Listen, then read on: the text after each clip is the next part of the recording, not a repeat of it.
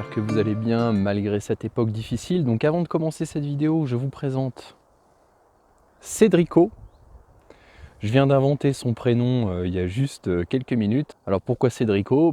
Comme Cédrico, comme abricot et vitamine C. Voilà, tout simplement. Pourquoi? Parce qu'il faut que vous fassiez absolument le plein de vitamine C en ce moment pour booster votre immunité. Plusieurs grammes par jour, et je vous renvoie vers la vidéo que je vais publier là très prochainement sur mon autre chaîne, la chaîne Mon Idéal, qui est une chaîne sur la muscu, le fitness, le développement personnel, la santé. Donc je vous invite à vous y abonner si ce n'est pas déjà fait, à écouter toutes mes vidéos, les liker, les commenter. Et donc très prochainement, je vais faire une vidéo sur la vitamine C. En réalité, je l'ai déjà tournée depuis plus d'une semaine, mais le montage est en cours et elle devrait arriver là dans la semaine normalement, puisque nous sommes mardi au moment où je tourne cette vidéo là. Et donc d'ici vendredi, elle devrait sortir. Alors sur cette chaîne San Yanisco sur la spiritualité, je voulais faire quelque chose qui risque de choquer les âmes les plus sensibles. Donc asseyez-vous, allongez-vous, parce que je ne voudrais pas que vous fassiez un malaise, puisque je vais faire quelque chose d'extrêmement tabou, de terrible en cette époque. Et oui, je vais oser sortir le livre le plus tabou au monde, mais aussi le plus vendu au monde. Et oui, vous le redoutiez, et j'ai osé. J'ai sorti la Sainte Bible. Alors pourquoi est-ce que je la sors? Tout simplement parce que je voulais vous partager le psaume 46. Donc je vais ouvrir tout de suite à la bonne page. Et vous voyez que c'est un livre sacré, mais j'ai pas hésité à surligner, j'annote, etc.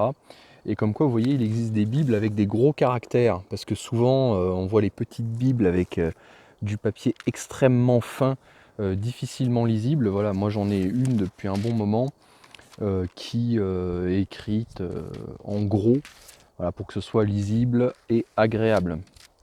Alors que dit le psaume 46? Il est un peu long en fait, je vais vous lire simplement du verset 2 au verset 3,5. Alors, ouvrez grand vos oreilles. Dieu est pour nous un refuge et un appui, un secours toujours présent dans la détresse. C'est pourquoi nous sommes sans crainte quand la terre est bouleversée.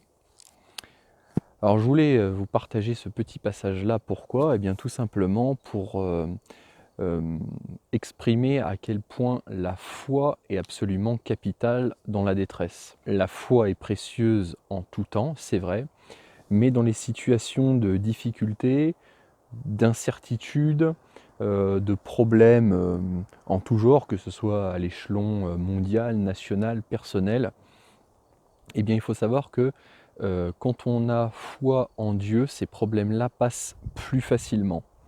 Ça ne veut pas dire que ça nous évite d'avoir des problèmes, ça veut simplement dire qu'ils seront plus doux, ils seront moins difficiles à supporter. Parce que si on ne croit pas en Dieu et qu'on pense que il n'y a rien d'autre que la vie sur Terre et qu'il n'y a personne qui veille sur nous, eh bien c'est sûr que quand on voit l'état du monde, on a de quoi désespérer. Alors que cette foi permet de se dire que de toute façon nous sommes de passage sur Terre, c'est un monde d'épreuves, c'est un monde où il y a beaucoup de choses absolument formidables, et ça il ne faut surtout pas les oublier. Et d'ailleurs, sur Terre, il y a beaucoup plus de bonnes choses que de mauvaises choses, mais en même temps, comme dirait l'autre, à l'évidence, le paradis n'est pas sur Terre, parce que c'est un monde d'imperfection, avec des souffrances, avec des maladies, la mort, plein de choses très difficiles. Et que donc la vie sur Terre n'est pas une finalité, il y a une espérance d'une vie éternelle et d'un salut éternel grâce à Dieu et notre Seigneur Jésus-Christ. Et quand on a une foi vraiment ferme et solide, eh bien on peut traverser beaucoup plus facilement les épreuves de la vie. Donc je voulais que vous méditiez sur ces quelques mots, parce que Jésus ne nous a pas dit qu'en tant que croyants, nous n'allions pas subir d'épreuves. Il n'est d'ailleurs pas venu sauver notre vie terrestre, mais sauver notre âme, ce qui est beaucoup plus important.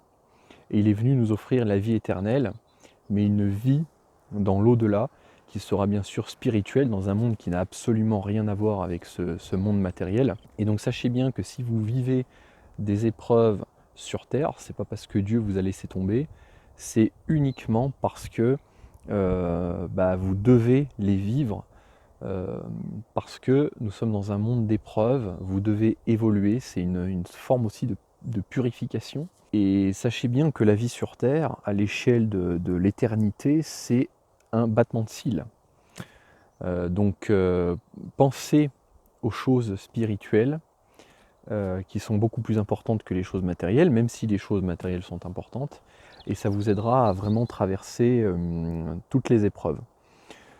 Donc j'invite toutes les personnes qui se posent des questions sur Dieu, son existence, à aller voir les autres vidéos de cette chaîne. À savoir que bon, j'ai repris cette chaîne très récemment. Il y a des vidéos dans lesquelles j'explique pourquoi est-ce que j'en suis arrivé à la foi. Elle date d'il y a plusieurs années, alors j'ai évolué sur certaines choses. Mais bon, globalement, j'ai toujours la même foi chrétienne, bien évidemment. Hein. J'ai évolué sur certains points de théologie. Mais je vous invite à aller voir, à vous renseigner. Sachez que si vous commencez à vous poser des questions, c'est déjà que vous êtes sur le bon chemin. Comme Jésus a dit, comme on lit dans la Bible, cherchez et vous trouverez. Il faut déjà commencer par chercher. Voilà, je sais que les athées convaincus seront insensibles à mon discours. Et je sais que les personnes déjà chrétiennes savent déjà ce que je viens de dire. Donc c'est une vidéo vraiment adressée aux personnes qui se questionnent.